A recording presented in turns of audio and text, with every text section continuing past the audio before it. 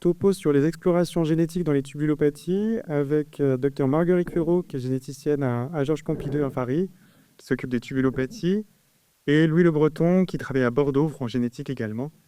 À vous la parole. Merci. Bonjour à tous. Merci à Gonel et Lucille de nous avoir invités pour ce talk sur les stratégies en fait, génétiques dans ces tubulopathies. Alors, je me présente parce que c'est la première fois personnellement où j'interviens dans Orchid, donc je suis très honoré et flatté. Voilà, je m'appelle Louis Le Breton, je suis biologiste à Bordeaux, où je m'occupe de maladies rares, enfin d'analyse génétique des maladies rares, et aussi en pharmacogénétique. Voilà, donc un petit peu dans les tubulopathies. Il y en a Rite, on la connaît. Bon, alors l'idée du topo, peut-être que ce soit un petit peu, enfin si vous avez des questions, que ce soit un petit peu interactif et que n'hésitiez pas à faire, à vous dispatcher le micro si vous avez des questions en live.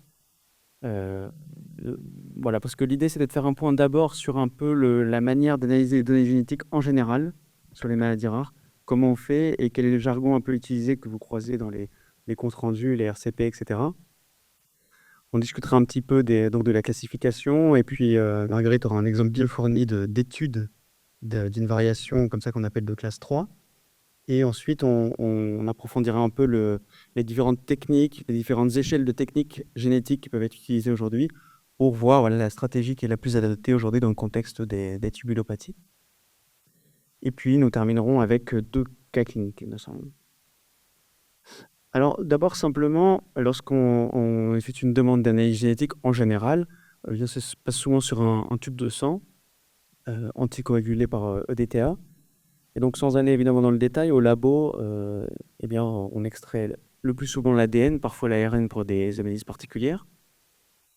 Et puis, on peut utiliser plusieurs types de techniques, mais en gros, le plus souvent, c'est une analyse par séquençage, c'est-à-dire qu'on étudie l'enchaînement des bases nucléotidiques du patient. Et donc voilà, l'ADN est processé par un séquenceur. C'est la petite machine en Word, il existe plein de modèles, plein de technologies. Et dans tous les cas, ces séquenceurs sortent des signaux qui sont traités, des signaux en grande quantité. Et donc, c'est pour ça qu'il y a besoin de méthodes qu'on appelle, qu'on regroupe sous l'appellation bioinformatique, qui nous permettent en fait de trier les séquences, de les nettoyer, etc. pour aboutir à, grosso modo, une liste de variations génétiques. Donc, il faut bien comprendre qu'une variation génétique, ça signifie une variation de l'ADN, de la séquence d'ADN du patient par rapport à une référence. Et cette référence, c'est évidemment, dans le cas, le génome humain. Donc, il y a des bases de données qui réfèrent donc le génome humain. Plusieurs versions existent. Et donc, la première problématique, c'est que nous avons tous beaucoup de variations de génome, et pour la plupart qui ne...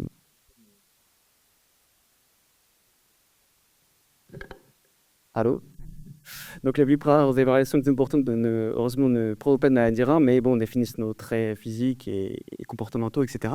Et donc, bon, d'un point de vue de l'analyse biologique, il y a beaucoup de variations qui sortent de cette première analyse bioinformatique, et donc il faut tout simplement faire un tri un peu grossier de ces variations pour en diminuer la quantité et pouvoir les analyser plus finement.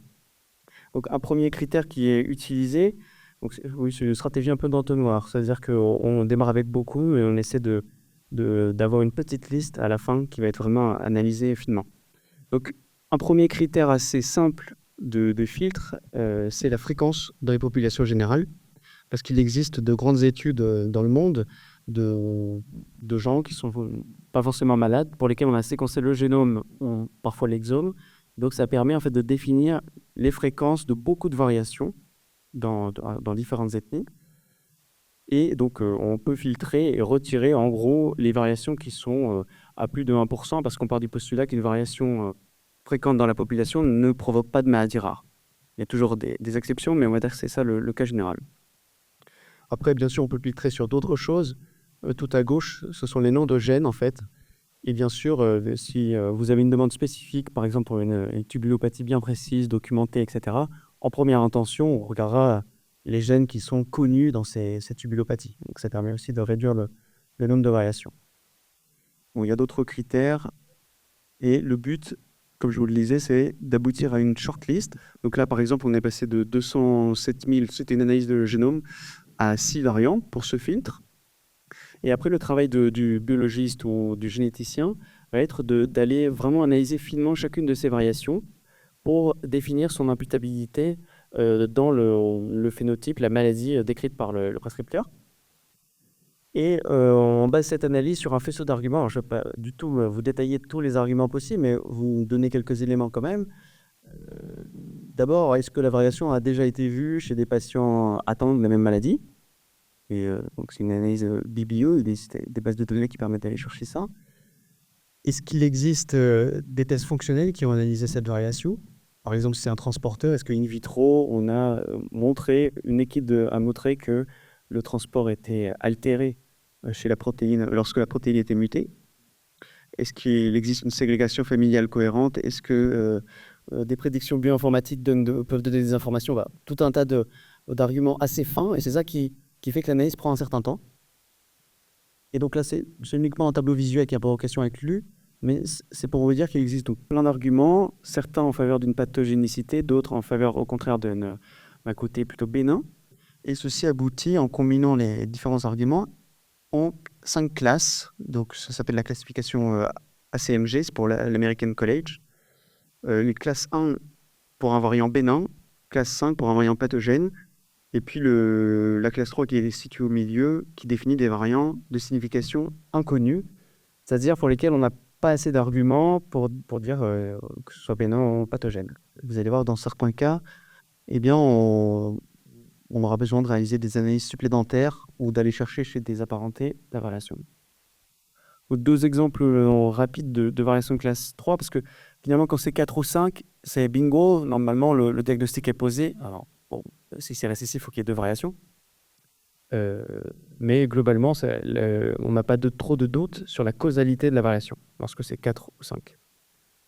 En revanche, pour le 3, c'est là que c'est embêtant, c'est une réponse qui demande des explorations supplémentaires. Donc, par exemple, ici, une dame de 30 ans, alors, qui avait été adressée donc, plutôt pour des lithiases urinaires classiques avec hypercalciurie, c'est ça. Donc, c'était pas un gène de tubulopathie qui avait été trouvé dans ce cas-là, c'était une hétérozygosie CYP24A1, donc c'est l'hypercalcémie liée à l'hypersensibilité à la vitamine D.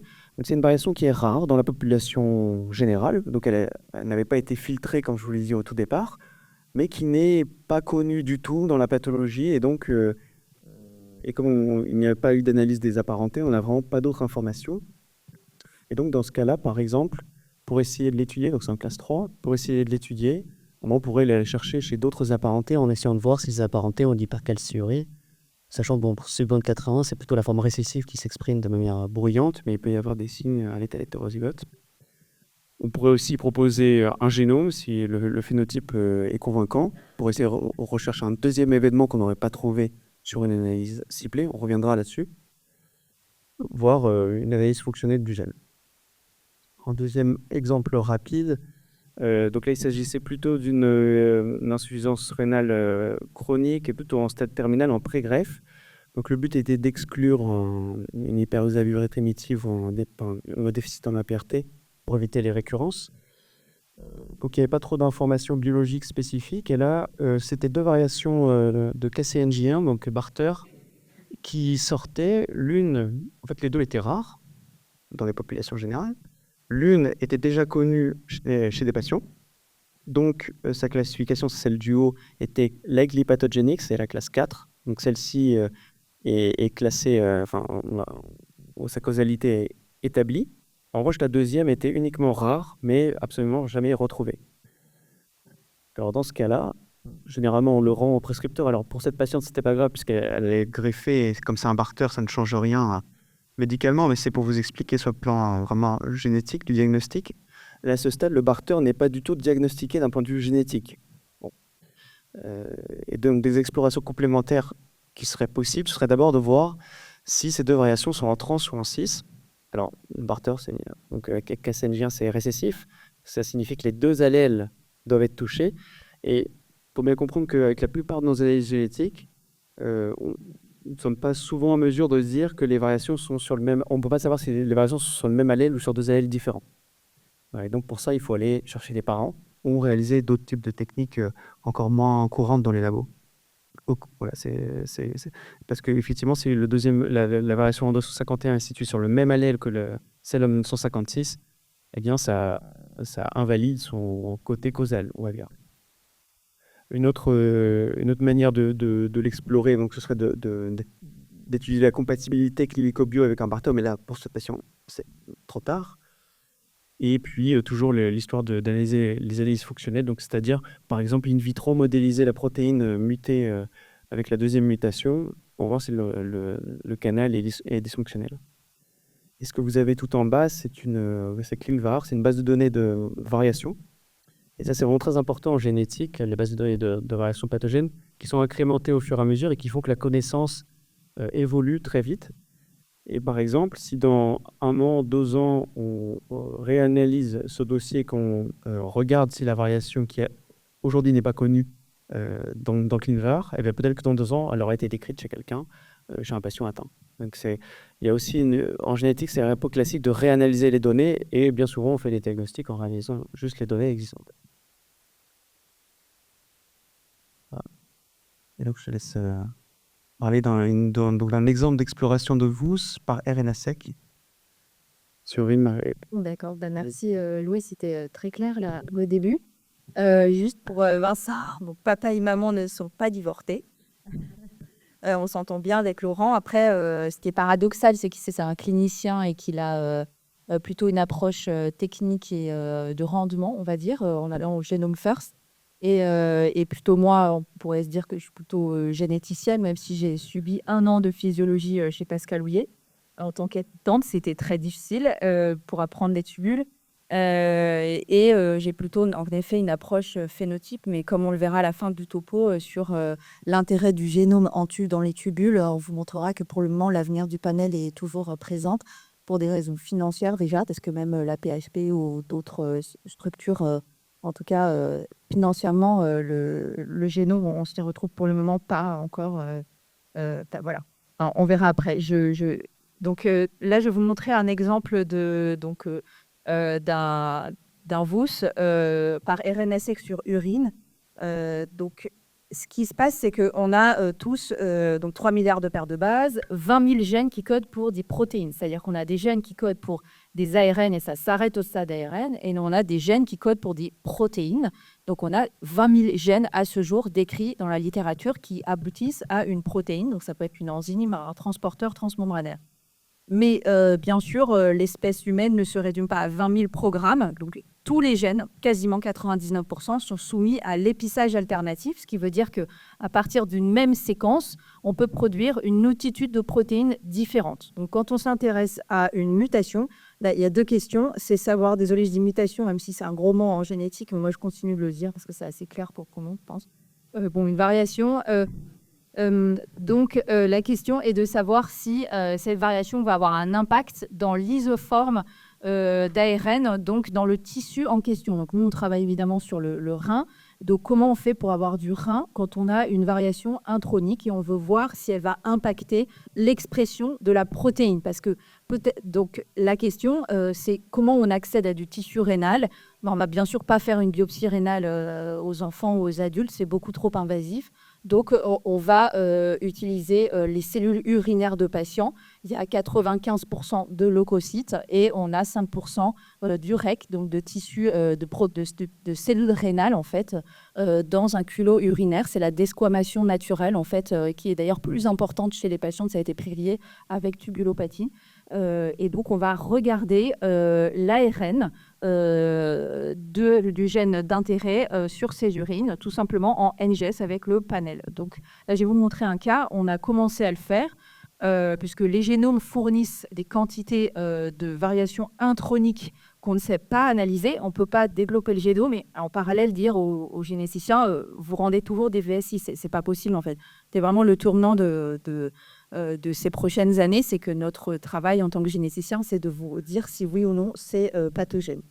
Donc, on va regarder tout simplement l'effet sur la transcription d'un VUS. Donc là, je vais vous montrer l'exemple sur SLC34A3, donc c'est le transporteur sodium-phosphate qui est exprimé plutôt dans le tube contourné proximal et qui est responsable d'une fuite rénale de phosphate, donc le diabète phosphaté. Et quand on a deux allèles mutés, ça donne un rachitisme hypophosphatémique, donc la forme un peu plus sévère. J'ai mis SLC4A1, pourquoi ? Parce que donc, vous connaissez bien, c'est l'échangeur d'anion 1 ou 23. En fait, là, je n'ai pas d'exemple sur la SLC4A1, mais j'ai montré le raisonnement parce que c'est un gène qui, comme je l'ai dit, qui est aussi exprimé en fait, dans les globules rouges. Et donc, d'autres mutations vont donner une anémie hémolytique du sud-est asiatique dans donc, l'isoforme qui est exprimée dans le globule rouge. Je vais vous montrer un petit peu par comparaison avec ce gène. Donc, voilà, le gène SLC4A1, quand on regarde sur les bases de données tissulaires, où est-ce qu'on retrouve ce gène exprimé ? Donc on utilise ça, on était en train de regarder ça tout à l'heure, c'est ce qu'on fait régulièrement. On voit que dans le sang, on en a plein de SLC4A1, mais aussi un petit peu dans le rein. Mais en fait, ce n'est pas tout à fait les mêmes isoformes. Donc si je vous demande si le patient il a une variation intronique dans ce gène et qu'on suspecte fortement une acidose tubulaire distale, maintenant je commence à le mettre dans mes comptes rendus, je vais vous demander de m'envoyer donc du sang. Parce qu'à partir du sang, en fait, je vais pouvoir regarder l'effet d'une variation intronique, puisqu'il est aussi exprimé dans le sang. Je ne sais pas si c'est clair, mais j'ai aussi vous demandé de l'urine, un culot urinaire congelé, mais je pourrais très bien en sortir. En plus, on voit qu'il est hyper exprimé dans le sang, donc on arrivera à bien voir ce qu'on voit tout simplement avec une prise de sang. Donc ça, c'était pour vous montrer les isoformes différentes. C'est toujours la même base de données. Donc ce gène, l'échangeur d'anion 1, SLC4A1, responsable donc de l'acidose tubulaire distale de type 1, on voit qu'il est donc exprimé fortement dans le sang et aussi dans le rein. Mais quand on regarde, si on clique, donc là j'avais cliqué, mince, je sais plus, normalement c'est écrit. Ah oui, c'est ça, INKID. Donc c'est l'expression dans le rein. On voit qu'on a principalement une expression qui comporte tous les exons, d'accord ? Mais il y a aussi une isoforme qui est toute courte, qui ne comprend que ces exons-là. Je ne vous ai pas mis, mais j'aurais pu vous mettre l'expression que ça donne au niveau du sang, mais c'est légèrement différent. Voilà. Donc là, maintenant, c'est notre gène d'intérêt qui est beaucoup plus compliqué à analyser. Et malheureusement, je ne sais pas pour toi, mais SLC34A3, c'est un peu... il y a beaucoup de variations, il y a beaucoup de VSI, il est difficile à amplifier. Encore hier, j'ai eu un exemple en génome, ils ont identifié des choses et ils ont du mal à l'analyser, ce gène. Donc, il faut quand même avoir une certaine expertise pour travailler dessus et ce n'est pas toujours évident. Et on voit donc qu'il est exprimé dans pas mal de tissus différents, mais en particulier dans le rein et un petit peu dans la peau. Donc, une biopsie de peau pourra également nous aider à nous en sortir. Par contre, voyez, si vous m'envoyez un tube de sang pour étudier l'ARN, il ne va pas sortir. En fait, ce gène n'est pas exprimé dans le sang. Il n'y a pas de transporteur de phosphate dans le sang. Donc, ce gène, on voit qu'il est fortement exprimé dans le cortex rénal avec deux isoformes majoritaires qui diffèrent un tout petit peu au niveau de cet exon. Il y en a un qui comprend la fin, l'autre le début. Bon, mais comme de toute façon, les deux sont exprimés, ça court toute la séquence, donc il n'y a pas de souci. Donc là, c'est un nouveau monde pour les généticiens. Les isoformes, c'est quelque chose, il y a 5 ans, même pas, on en parlait très peu. C'était vraiment du domaine de la recherche et maintenant, ça commence à se développer, quoi. Donc, ce patient, il avait des variations introniques dans SLC34A3, par exemple, et donc, dans le sang, on voit qu'on est très peu couvert. Là, c'est la représentation du gène, tout ça, et on voit que ça, c'est ce que le séquenceur a lu. Donc, on voit qu'il est couvert à 10x, et c'est très peu. Alors que dans les urines, on le voit qu'il est 6 fois plus couvert. Donc, on voit les exons différents du gène. Et là, c'est le nombre de fois que la machine lit la séquence codante. Voilà. C'est pour vous montrer que là, typiquement, c'est intéressant d'avoir un culot urinaire pour travailler dessus. SLC4A1, voilà, comme je vous l'ai dit, vous prélevez du sang de votre patient. Vous voyez, vous avez 22 400 X, donc en profondeur, 22 000 fois la séquence qui est lue. Donc, il est hyper exprimé, normal, il est sur la paroi des globules rouges. Dans les urines, on l'a, mais quand même un petit peu moins. 70X, c'est quand même très raisonnable pour travailler. Normalement, les recommandations du collège, c'est 30X, et je crois que c'est 10X pour l'ARN TESA pour rendre des conclusions. L'ARN, je sais pas, 30X, c'est le génome. Oui, c'est 20X même. Ouais. C'est-à-dire qu'en dessous de ça, on ne sait pas si vraiment on est robuste pour rendre un résultat.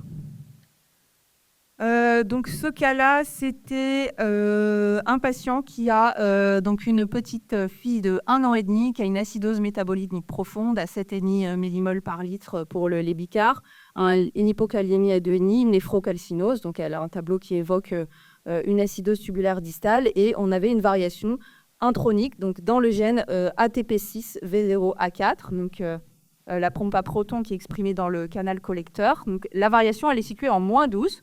Voilà, donc ça on est ici à la fin, entre 20 et 21, les 2 derniers exemples, on est juste avant. La question, c'est est-ce que le fait de remplacer le C par un A, à l'état homozygote, va faire que ça va sauter. Donc ça, c'est les connaissances de base du généticien, c'est est-ce qu'il y a un effet, est-ce que ça fait sauter. Jusqu'à il n'y a pas très longtemps, on pensait juste que ça faisait sauter les exons. Mais l'exemple va vous montrer qu'il y a encore beaucoup de choses qu'on ne connaît pas. En fait, ça va créer des nouvelles protéines, faire des structures un peu complexes, et ça, c'est aussi nouvellement décrit, et c'est vraiment fascinant. Donc, je vais pas trop m'attarder, parce que c'est vraiment où ça devient compliqué. Quand on regarde les sites de prédiction, parce qu'en fait, ces séquences ne sont évidemment pas au hasard. Quand on lit, on a l'impression que c'est au hasard, mais un GAG suivi d'un AA, par exemple, c'est exactement une zone de jonction d'un épissage, en fait. Pareil, 20 acides aminés, il y a des séquences qui reviennent. En fait, il y a une logique mathématique dans le génome, et ce qui a permis d'ailleurs en 2004 de pouvoir identifier les séquences codantes du génome humain en entier. C'est parce que des mathématiciens, c'est surtout eux qui ont identifié ça, ont vu qu'il y avait une récurrence en fait, des séquences dans le génome humain. Il y avait une certaine logique, quoi. Donc, ce qu'on voit, c'est que les sites de prédicteurs nous disent que quand vous passez d'un C à un A, vous allez créer, en fait là ça devient hyper compliqué, des sites cryptiques accepteurs d'épissage en -10, donc 2 nucléotides avant. La machinerie de synthèse de l'ARN va pouvoir aller exciser à cet endroit, et donc là vous n'êtes plus en phase, donc vous allez décaler toute la séquence arrière, mais vous avez aussi apparition d'autres sites très fortement, alors que là vous les aviez, mais ils ne sont pas utilisés. Donc c'est ça base ce qu'on appelle des sites alternatifs d'épissage qui vont créer des nouvelles protéines. Donc là, ça commence à être bien compliqué, et à l'intérieur des gènes aussi, on a création d'autres sites cryptiques accepteurs d'épissage. Donc il est très intéressant, donc c'est spécial de vous les montrer parce que il est vraiment très beau. Et donc en fait, ce qu'on voit, c'est que cette variation, elle donne donc une perte du site consensus d'épissage. Donc ça, c'est le site normal. Et habituellement, on vous aurait dit probablement ça fait sauter, mais en fait, ça ne fait pas que sauter l'exon. Ça a créé un site cryptique en -10. Qu'est-ce que ça fait d'autre? En fait, ça fait 4 anomalies, donc qui sont très intéressantes. Donc ça, c'est le normal, 19, 20, 21, la mutation qui est là. Idéalement, la saut du 20, donc ce qui n'est pas en phase, pas en multiple de 3, donc ça va aboutir en fait à un codon-stop prématuré. Ça, c'est le truc qu'on aurait rendu il y a 10 ans sans être sûr que ça donne ça. Et en fait, on voit qu'il y a d'autres anomalies beaucoup plus complexes avec l'insertion d'une séquence qui va devenir codante, des raccourcissements d'exons, donc c'est vraiment beaucoup plus complexe que ce qu'on pense. Et ces protéines, donc là, ça, je vais passer aussi un petit peu vite, on a passé l'ARN, on l'aligne sur IGV, c'est un logiciel qui nous permet d'aligner, on vérifie qu'on voit bien la mutation. Alors si on voit la mutation, ça veut dire que soit on a une contamination génomique, soit c'est bien qu'il y ait une rétention intronique, et donc il y a un effet. Voilà, ce qu'on appelle, en fait, ce qu'on crée après, ce qu'on appelle des sashimi plots, on connaît. Donc on va aligner en fait les séquences, et l'adjonction comme ça, ils ont appelé ça dans la publication Princeps Sashimi Plots, et maintenant on va commencer à les rendre tranquillement dans les labos de génétique. Donc ça donne ça pour ce patient. Je ne vais pas non plus rentrer dans le détail, mais en fait, il y a plusieurs isoformes différentes. Ce n'est pas du tout normal d'avoir des jonctions comme ça qui apparaissent. Ça, c'est des exons, en fait, ce que vous voyez.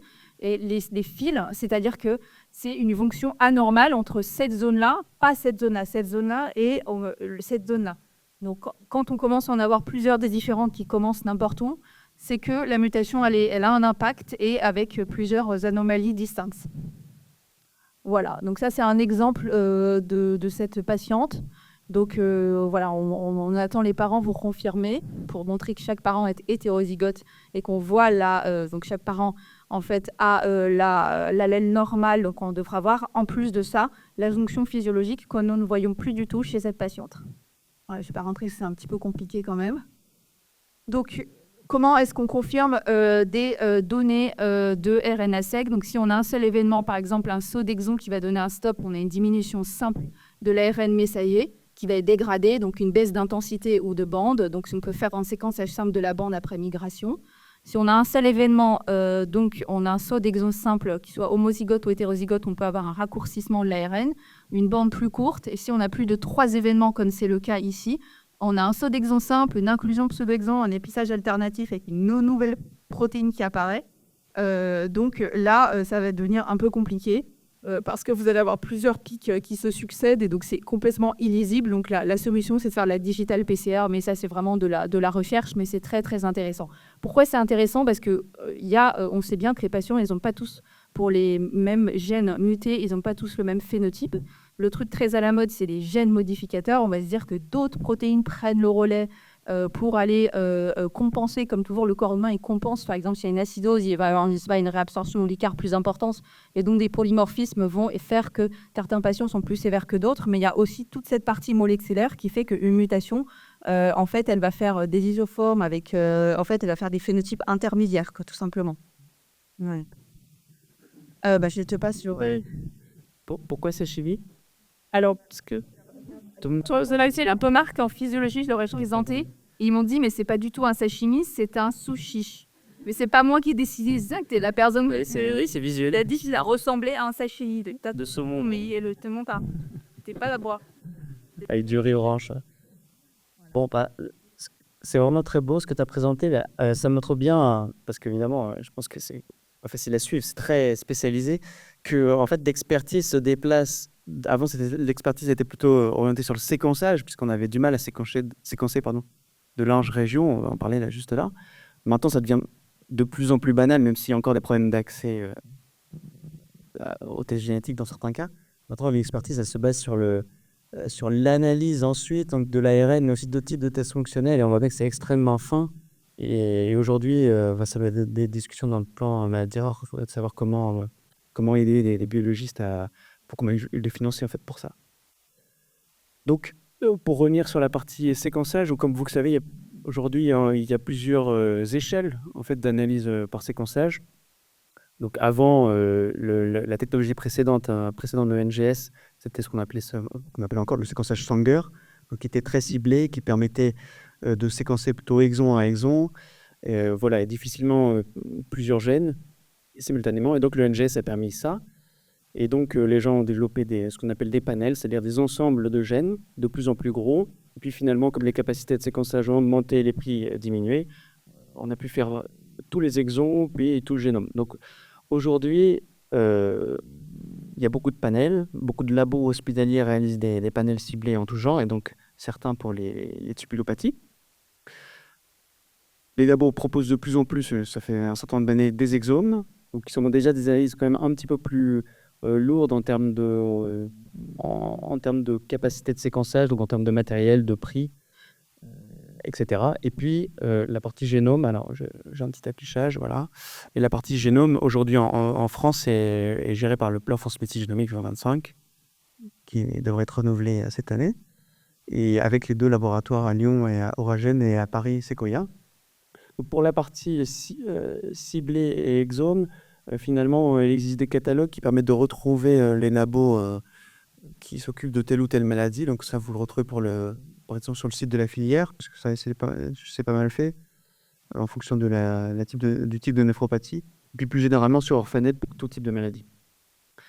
Alors, on vous a indiqué les prix des cotations actuelles. Bon, on ne va pas rentrer dans la discussion, mais tout ça va changer. Donc, mais globalement, ça, c'était le prix de la cotation du remboursement par une enveloppe des ministères. Mais le prix réel en coût réactif, généralement, dans nos labos, quand les labos sont de taille moyenne, est quand même encore plus cher pour l'exome que pour le panel ciblé.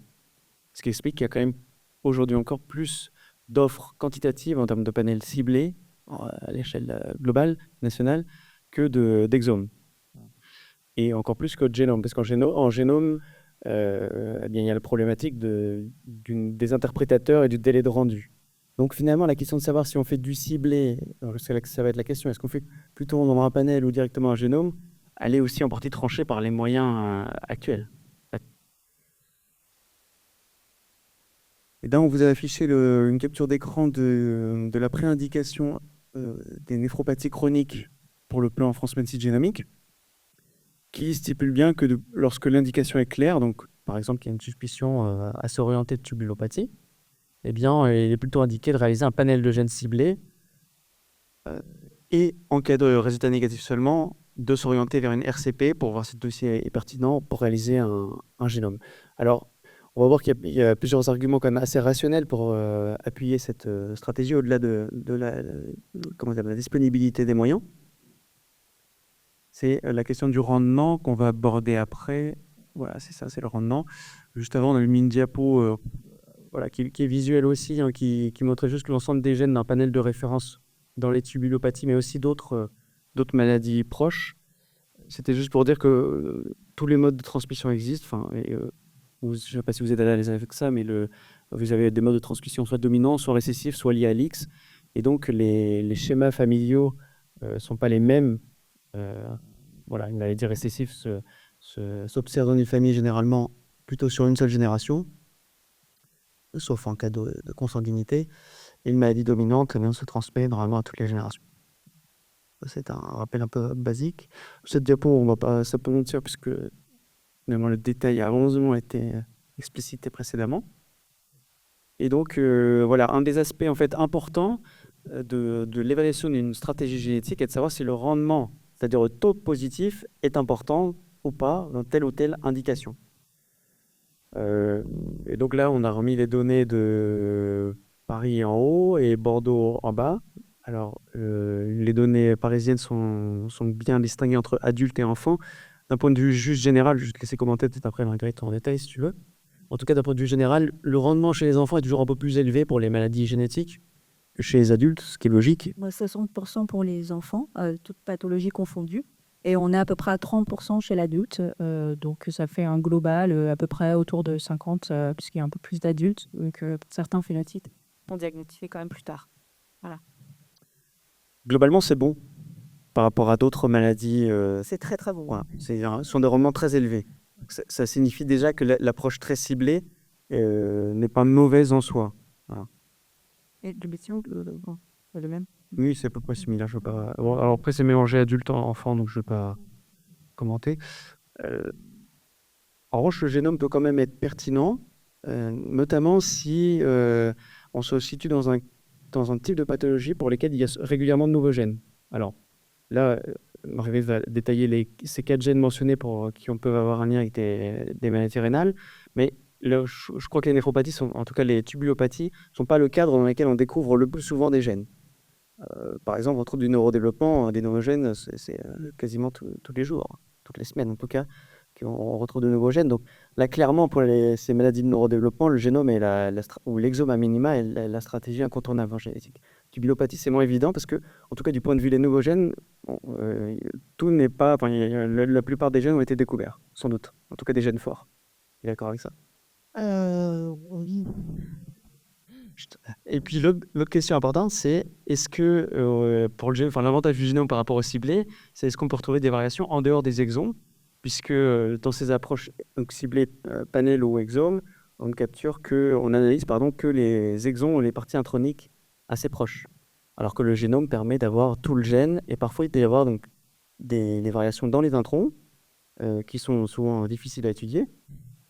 Mais qu'on peut voir en génome et puis on peut les suspecter parce qu'il y a des outils de prédiction qui nous donnent des scores et qui peuvent nous permettre ensuite de les retenir comme candidats.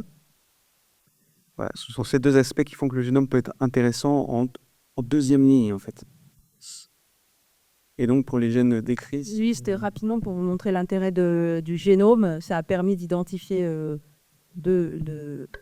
peut-être beaucoup plus de gènes en effet. Dans notre préindication, il y a NTR1, mais alors on s'éloigne un peu des tubulopathies. C'est Necker qui a identifié ça, c'est Laurent Sédet, peut-être que certains connaissent. Donc en fait, c'est un petit qui avait une HTA très très sévère dès la naissance. Donc ils pensaient peut-être à un FUL3, un Gordon, tout ça. En tout cas, ils sont partis, ou une HTA vasculaire, parce que c'est soit vasculaire, soit rénale.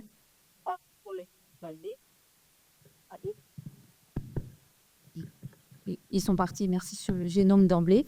Et donc, ils ont pu identifier un nouveau gène qui n'avait jamais été décrit, c'est NPR1 en récessif, que j'ai donc rajouté à notre panel. Et en fait, c'est pas vraiment de l'étudule, mais ça code pour le récepteur au PNP, donc au natriurétique peptide. Voilà. Donc, ça donne une HTA très, très sévère. Le petit, et puis il y a eu plusieurs cas aussi, d'autres sont décédés dans la première année de vie en réacon. Ça, c'est moi qui l'ai identifié, donc j'étais pas mécontente parce que pareil, j'ai eu la chance, j'ai pas analysé beaucoup de génomes parce que j'ai vraiment pas le temps, c'est très très long comme processus. Et les peu que j'avais soit des NPH néphronophthises, soit là c'était un cas vraiment super intéressant. C'est 2 adultes de 30 et 35 ans qui sont rentrés dans la filière génome. Pourquoi ? Parce qu'ils avaient une insuffisance rénale d'origine indéterminée. Quand je prenais la clinique, j'avais, donc quand on a eu le phénotype d'insuffisance rénale terminale, dont une des deux était greffée, la fille, on ne peut plus rien voir au niveau phénotypique.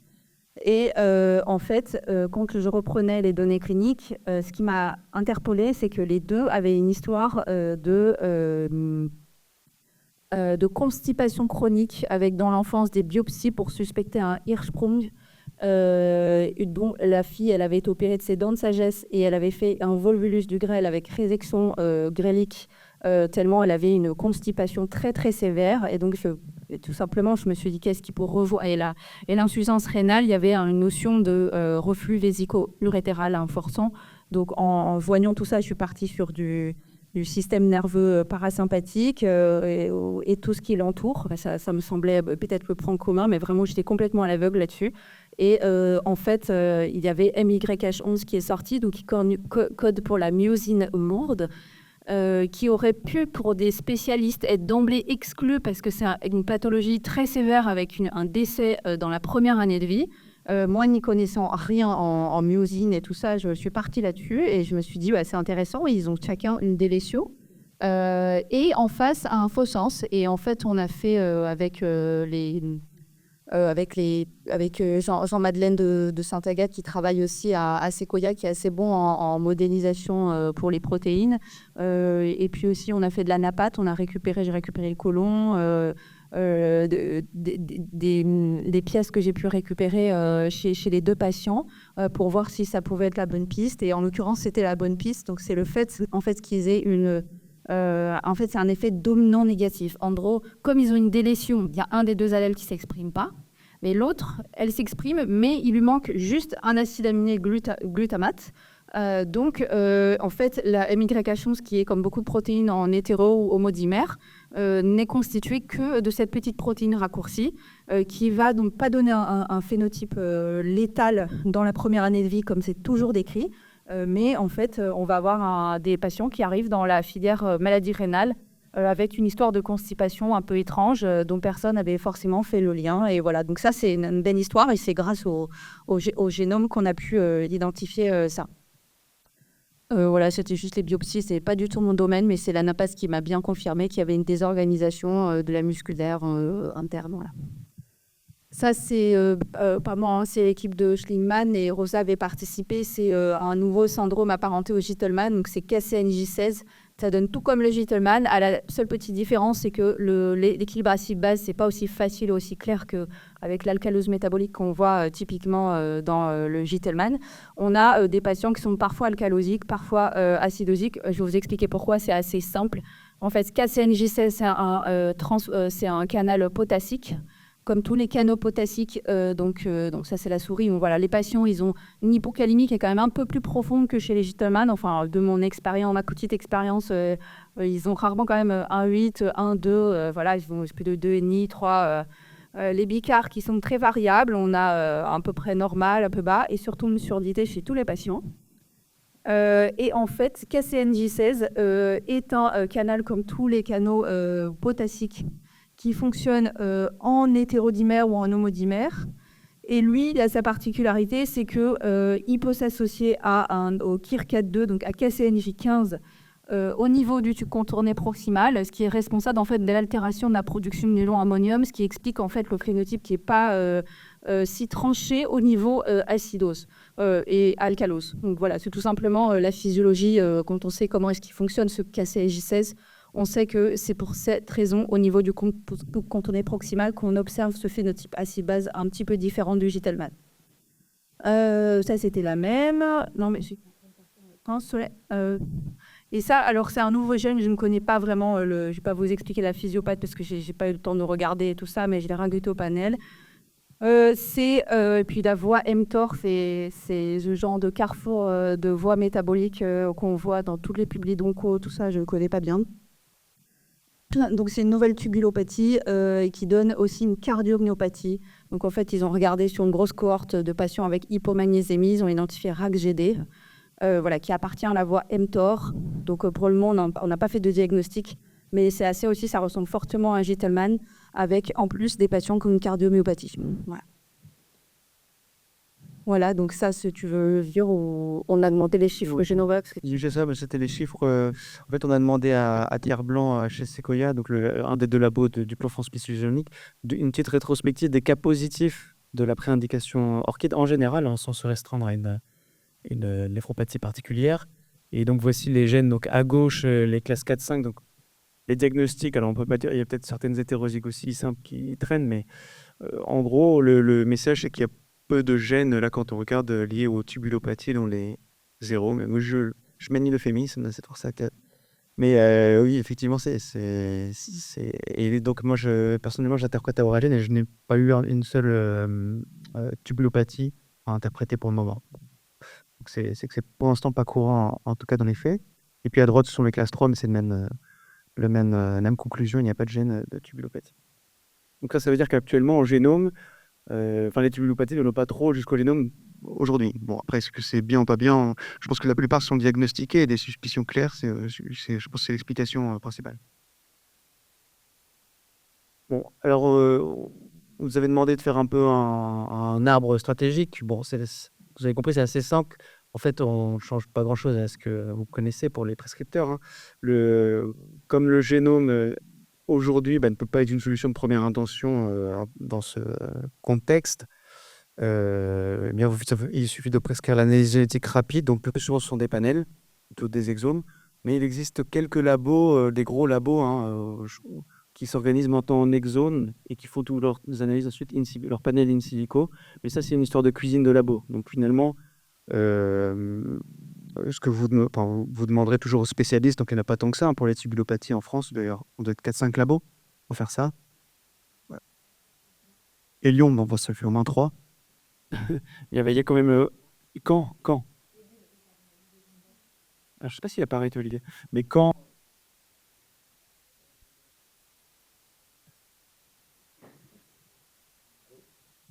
Allô, c'est bon. T'es quand tu peux. Oui, il y a quand pour le métabolisme ossocalcique, mais de faire les autres tubulopathies, je pense, avec. Hein. D'accord. Bon, à voir jusqu'où ils vont. Bon, bref, après, le schéma est assez simple. C'est positif, le cas est résolu, pardon. Vous avez le cas, c'est un résumé, donc des classes 3 pour lesquelles vous avez compris, on peut... En fait, quand on les rend, le principe, il me semble, la philosophie de rendre sur un compte-rendu médical, et donc pour vous, aux patients, pour les prescripteurs aux patients, le but, c'est quand même d'aller plus loin. Ça, ne voit pas l'utilité de rendre à un patient un résultat incertain si on ne peut pas proposer d'exploration ou familiale ou fonctionnelle. Donc, voilà, le but de rendre un classe 3 pour nous, c'est quand même ça. C'est de pouvoir l'explorer et de modifier sa classe. Même si en pratique, en fait, il y a très peu...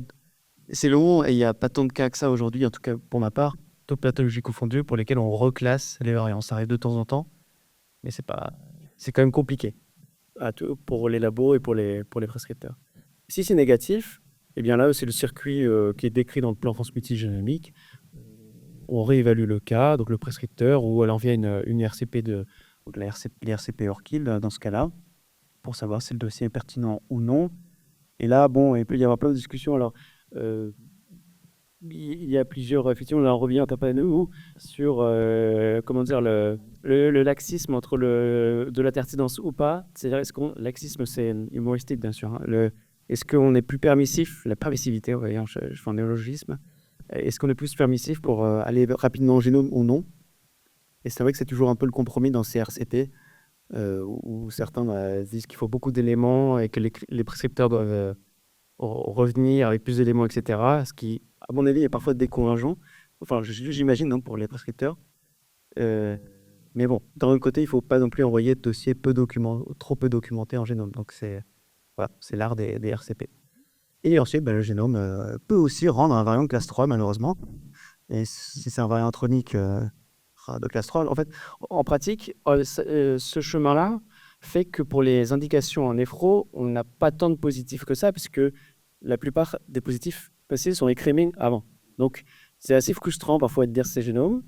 On est d'autant plus heureux quand on trouve quelque chose, mais ça montre que le génome, c'est vraiment une analyse un peu en plus aujourd'hui, et le bonus qui peut permettre d'aller chercher un cas particulier. Voilà. Et après, on arrive au... Ah oui, non, mais ça c'est juste pour rappeler que c'est important dans le cadre d'une prescription d'analyse génétique de bien documenter, donc c'est le document de Bordeaux pour les renseignements cliniques, mais évidemment l'équivalent existe dans les autres labos, de bien renseigner les symptômes, la suspicion, etc. pour bien orienter l'analyse génétique. Ça c'est vraiment important. Et à droite, le consentement. Ça c'est le b.a.-ba. Et donc pour conclure, les perspectives, là c'est un peu le résumé de ce qui a été montré, ce qui a été discuté. Les perspectives, on ne l'a pas écrit, mais déjà que tout le monde puisse avoir accès aux analyses génétiques pour les patients qui en ont besoin. Donc pour ça, il y a les annuaires et les labos qui sont disponibles. Et puis après, il y a les perspectives, ce sont des analyses de ces fameux variants de classe 3, parce que on va faire des génomes, sans doute de plus en plus. Peut-être qu'un jour, on fera que des génomes si c'est très industrialisé. Et dans ce cas-là, la question des tests fonctionnels sera cruciale, enfin, elle est déjà cruciale. Et donc, de développer tous ces tests qui sont... Alors, il y a le RNA-seq qui a été présenté de détail, mais en fait, il y a vraiment plein de tests particuliers. Il peut y avoir des analyses juste d'activité enzymatique. C'est pas non plus aussi simple à mettre en place. Et donc, ça demande à chaque fois des financements et des expertises bien particulières. Et puis, le deuxième point, oui, c'était pour répéter que actuellement, la performance des panels était quand même satisfaisante pour les tubulopathies. Et donc, la stratégie, c'est d'aller au génome s'il y a une forte suspicion, pas déjà identifiée. Et aussi, effectivement, si les apparentés sont disponibles. Parce que c'est vrai qu'on analyse de temps en temps des solos quand même. Il y en a certains. Mais... Sur notre RCP, on bloque. D'accord. Donc, parce que c'est vraiment trop compliqué, en fait, on ne faut rien dire. Ouais. Je sais que sur d'autres RCP, ils sont plus... Ce sont les RCP de gel. En fait, les RCP ORCID donc, peuvent approuver les génomes pour ORCID, mais il existe aussi des RCP génétiques plus généralistes qui peuvent accepter sur toutes les préindications. Et c'est souvent de là que viennent les solos, en pratique. Ce qu'on a vu. Bon. Et c'est vrai qu'on ne trouve pas souvent. Ça diminue. En fait, ça diminue. Je crois que l'article qui est sorti du plan a montré que les solos étaient moins souvent positifs que les trios. Et je pense qu'il y a aussi, ça doit être le cas, mais il y a aussi un biais, c'est que les solos, je pense statistiquement, sont des personnes plus adultes, et donc peut-être avec une apparenté souvent moins disponible. Bon. Et les adultes sont moins souvent positifs en génétique. Bon. Mais en tout cas, c'est important d'avoir le trio, et c'est vrai que pour les génomes, c'est incontournable, parce qu'en fait, pour des gènes peu connus, on a vraiment besoin d'avoir la transmission. Voilà. Et l'autre contexte évident, mais qui est quand même assez rare, c'est de rechercher la deuxième variation. Quand il y a une présentation très claire et qu'on trouve juste une hétérozygosie pour une maladie récessive. Enfin, vous arrivez encore à suivre. Et donc, il y avait 2 cas cliniques. Alors, je ne sais pas si Pauline, tu voulais... Non, Nan, je vais peut-être pas les faire parce que c'était un peu plus terre à terre pour venir sur des illustrations cliniques, mais c'était vraiment très intéressant et on voit la complexité et l'enrichissement qu'on peut avoir à travailler ensemble et à collaborer parce qu'on découvre plein de nouvelles choses. Je présente peut-être juste celui-là, mais très rapidement, c'est un enfant que moi j'ai connu à l'âge de 9 ans qui avait plutôt un parcours au départ lié à sa prématurité et à des troubles neuromusculaires un peu, donc il était plutôt dans le parcours neuromusculaire. Avec des explorations jusqu'à un exome qui a été dit normal, un électromyogramme normal. Et comme il a un génie valgum assez prononcé, l'orthopédiste fait un bilan phosphocalcique parce qu'il voit des anomalies cliniques et radiologiques. Et il me l'adresse. Et juste, alors je me suis surfacé les diapos, c'était juste pour montrer l'anomalie osseuse. Et en fait, il avait effectivement une hypophosphatémie avec une excrétion urinaire complètement inadaptée de phosphore et puis finalement un tableau de tubulopercie proximale. Donc je suis suspectais ADN. Cet enfant, il avait eu un exome, donc j'ai contacté le généticien qui avait réalisé l'exome et qui m'a dit qu'il était en cas de recherche à ce moment-là et qu'on ne pouvait pas réanalyser l'exome. Donc on est reparti sur un panel finalement et le diagnostic de Dent a été confirmé. Cette patient dont je t'ai parlé il y a une dizaine de jours, je ne savais pas qu'il y avait eu un exome et qu'il était négatif. Il a été fait chez qui? Alors, je ne sais pas, j'arrive pas à savoir parce que la seule réponse à la laitière, c'est qu'on ne peut pas retrouver les données. Elles étaient visiblement analysées par le prisme du neuromusculaire. Et voilà, donc c'est parfois un peu la limite aussi. On est rassuré parce qu'on dit exome à la Harmad, il n'y a pas de maladie génétique. Et puis, en fait, non, cet enfant a bien un syndrome de Dent. Donc voilà, c'était juste pour illustrer un petit peu parfois l'apport de la génétique, mais avec des difficultés d'interprétation de ça. Voilà. En tout cas, un grand merci pour votre présentation qui était très claire. On a quand même un peu de temps pour des questions si vous en avez. Et j'en profite pour dire, pour ceux qui sont qui sont à distance, ils peuvent commenter ou poser des questions sur les chats. On les regarde et on peut du coup les transmettre. Merci beaucoup pour votre présentation. Justement, en lien avec ce cas et ce que vous avez présenté, j'ai une discussion avec les généticiens sur aussi une différence entre l'exome et le génome en termes de sensibilité à la détection de variations. Dans le sens où il y avait un patient où l'exome était négatif et du coup, on discutait d'aller au génome. Et oui, c'est vrai, on pourrait imaginer quelque chose d'intronique, etc. Il me dit non, mais parce que peut-être on pourrait aussi trouver quelque chose sur les parties transcrites qu'on n'a pas vu avec l'exome. Ça fait en gros, compte tenu des techniques, ce qu'il m'expliquait, c'est compte tenu des techniques différentes, en tout cas des techniques de séquençage différentes, il peut y avoir parfois des faux négatifs entre guillemets, de l'exome par rapport au génome. Est-ce que, on ne demande pas bien vérifier ce qui se passe à Limoges, mais c'est juste que je n'ai pas bien compris le degré de différence et le degré de sensibilité différent entre les deux. Là, c'est une discussion complexe, en fait, parce qu'il faut rentrer dans le détail. De manière générale, l'exome détecte moins bien que le génome certains types de variations qu'on appelle les copy number variations, c'est-à-dire la variation de nombre de copies, quand on n'est pas diploïde, en fait. Donc ça, c'est clair. Et par exemple, un exome délété, un petit exome délété, peut ne pas être détecté à l'état hétérozygote, peut ne pas être détecté en exome, et en génome, par contre, on le retrouvera de manière beaucoup plus probable. Donc ça, c'est vrai, ça, c'est une généralité. Après, sur les variations ponctuelles, qu'on appelle en acronyme les SNV, Single Nucleotide Variation, là, normalement, l'exome est censé être d'aussi bonne qualité que le génome. Après, toutes ces techniques dans les différents laboratoires doivent être validées, et ils doivent être comparés. En fait, on fait des tests. Vous savez qu'il y a une norme de qualité des labos. On peut faire tout un tas de tests pour vérifier que nos analyses sont de bonne qualité. Et donc, en pratique, l'un des tests, c'est de prendre un échantillon d'ADN qui est très connu. Toujours génome est connu et c'est un génome de référence. Et on compare ce qu'on a séquencé avec l'exome, en l'occurrence, avec cette référence informatique. On match et il y a un score qui nous donne, voilà, vous avez 95% et comme le seuil était 90, vous êtes bon. Donc, normalement, pour ces SNV, la qualité est semblable. Après, il peut y avoir des cas particuliers. Mais,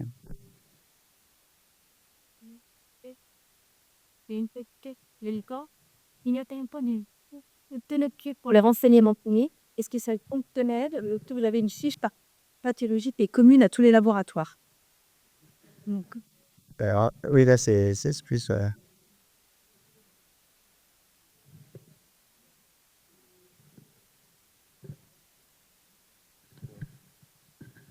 Ça, c'était un projet, c'est un projet qui a animé la filière, qui a occupé beaucoup Rosa, Laurent Ménard-Rochu, bien sûr, et d'autres pour essayer d'avoir un prescriptible, qui soit une fiche commune, mais bon, ça viendra dans l'avenir, hein, c'est ça qui...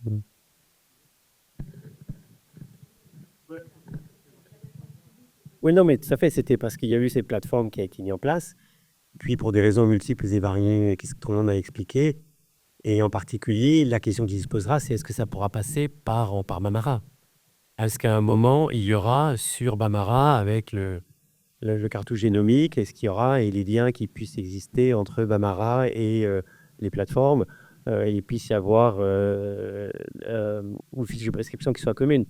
Ici, la plateforme est un peu tombée à l'eau pour différentes raisons, pour des problèmes de financement en particulier, mais et qu'on a tous regretté, parce qu'encore une fois, il y a eu un gros travail fait par les membres de la filière à ce niveau-là.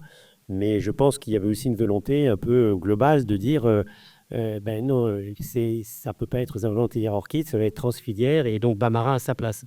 Voilà, donc ce qui n'est pas illogique non plus. Donc, je ne réponds pas complètement à la question, mais peut-être que ça peut bouger dans l'année.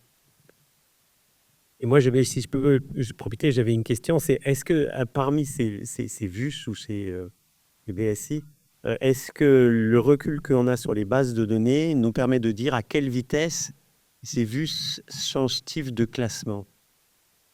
Je veux dire, est-ce qu'il y a, on n'a peut-être pas assez de recul, parce qu'on peut se dire, voilà, il y a tout le monde dans le monde travaille à essayer de résoudre la question que vous avez très très bien exposée, c'est on a une variant de signification inconnue, l'objectif c'est qu'il ne soit plus inconnu, et donc qu'on puisse, avec des tests fonctionnels, etc., etc. Est-ce qu'on a une idée d'un rendement de ces tests fonctionnels à l'échelle mondiale, dans ces bases de données, qui permettent de dire ça avance pas, finalement il y a de plus en plus de vues parce qu'on fait de plus en plus d'analyses génétiques, mais il y a toujours, je ne sais pas si ma question est claire, et En fait, on peut en faire l'étude. Alors là, je n'ai pas de réponse précise. Et on peut comparer, en fait, par exemple, la base de données CleanVar, qui est la plus connue et la plus utilisée, est versionnée, c'est-à-dire que de nouvelles versions sortent très régulièrement. Je ne sais plus, tous les 3 mois, je crois. C'est vraiment très, très régulier. Et donc, il existe des études, alors je n'ai pas en tête les chiffres, mais qui comparent ces versions et qui disent combien de variants VUS sont passés avec les pathogéniques et vice-versa. Et sinon, il existe des outils. En fait, en pratique, donc, quand on analyse les variations une par une, on les copie, on les colle dans plein de sites. Et il y a certains sites qui s'appellent par exemple MobiData, je ne sais pas si tu utilises, à Montpellier. Voilà, donc un super site, et il a une fonctionnalité très intéressante. Et juste pour donner un élément par rapport à l'évolution des variants, une fonctionnalité très intéressante, c'est-à-dire qu'on peut se loguer avec nos identifiants, et le variant est enregistré comme ayant été recherché par nous, et s'il change de classification un jour, on reçoit un mail. Je ne sais pas si ça t'est arrivé. Je ne sais plus quel est le nom du système, mais c'est un système un peu de veille, et donc parfois ça spamme un peu, mais il nous dit tel variant, je ne sais pas, sur SSC2A3, est passé de VUS à Béni. Il y a de plus en plus de petits systèmes comme ça qui fonctionnent. Et donc, soit des grandes études qui peuvent comparer les bases de données, soit les chaînes individuelles qui nous mettent des rappels. Et bon, la réponse n'est pas très précise. Sur les rendements, après, sur le rendement des tests fonctionnels, là, je sais pas, c'est à voir. Quand moi aussi j'ai une alerte, mais alors tout simplement une alerte quand tout le monde a, PubMed, j'ai mis les termes tubélopathie, nephrocalcinose, mais ça fait déjà depuis que j'ai commencé un peu moins d'une dizaine d'années. Et en ce qui concerne l'étude des variants introniques, donc RNA-seq ou minigène, ou fonctionnel derrière. Le fonctionnel, il y en a peut-être légèrement plus, puisqu'il y a quand même pas mal de laboratoires qui ont des modèles cellulaires et qui s'intéressent à exprimer des variations, mais il n'y en a quand même pas tant que ça, en fait. Et en ce qui concerne juste au niveau de l'ARN, à ma connaissance, il y a très peu de laboratoires qui commencent à... Moi, c'est un combat de longue haleine, parce que même au niveau local, pour les techniciens, c'est une nouvelle façon de faire. Et surtout, ils n'arrivent pas à analyser derrière, et ça les frustre beaucoup. Moi, j'y passe des heures à regarder des sachets, c'est hyper compliqué en fait. Et j'en ai pas fait beaucoup, ça fait 2 ans, et j'ai dépassé 5 patients. Tous ont montré que c'était pathogène, les variations que j'avais. Donc, c'était hyper intéressant. C'est des trucs parfois très profonds. Et voilà, mais après, ça va super lentement. Il y a le problème du prélèvement, les culots urinaires. Ils traînent sur une paillasse, et 2 heures après, on ne peut plus les exploiter. Donc ça, il faut que je sois derrière et qu'ils effacent mon mail, il faut que je sois présent. Donc c'est ce que je mets dans mon mot pour me prévenir, pour que je puisse réceptionner. Il y a tout ça qui fait que ça ne va pas très vite. Mais je pense que ça va aller de plus en plus vite. Juste pour terminer là-dessus, il existe aussi, donc au-delà des études particulières, des études qui tuent les VUS qui sont censées tuer les boosts d'un gène, dont les variations faux sens dans le détail. Par exemple, sur des activités enzymatiques, je ne sais pas trop le cas dans les tubulopathies, mais des études de high throughput, donc de haut débit, qui vont analyser tous les variants faux sens possibles d'une protéine et puis dire si le test fonctionnel montre un effet ou pas. Alors, le problème, c'est qu'en fait, en pratique, moi j'ai quelques exemples de gènes en tête, mais en dehors de néphro, c'est que ça ne règle pas tout. C'est-à-dire que même si le test fonctionnel dit que ça a été montré pathogène, on a souvent du mal à évaluer la fiabilité du test avant d'avoir un certain recul. Donc, mais bon, l'avenir, c'est un peu le mix entre les études comme ça particulières et le high throughput. Pour le RNA-seq, c'est pas possible de faire du haut débit, hein, je crois. Merci beaucoup. On va peut-être s'arrêter là pour cette première partie et faire une petite pause. On vous propose de reprendre à 12h15.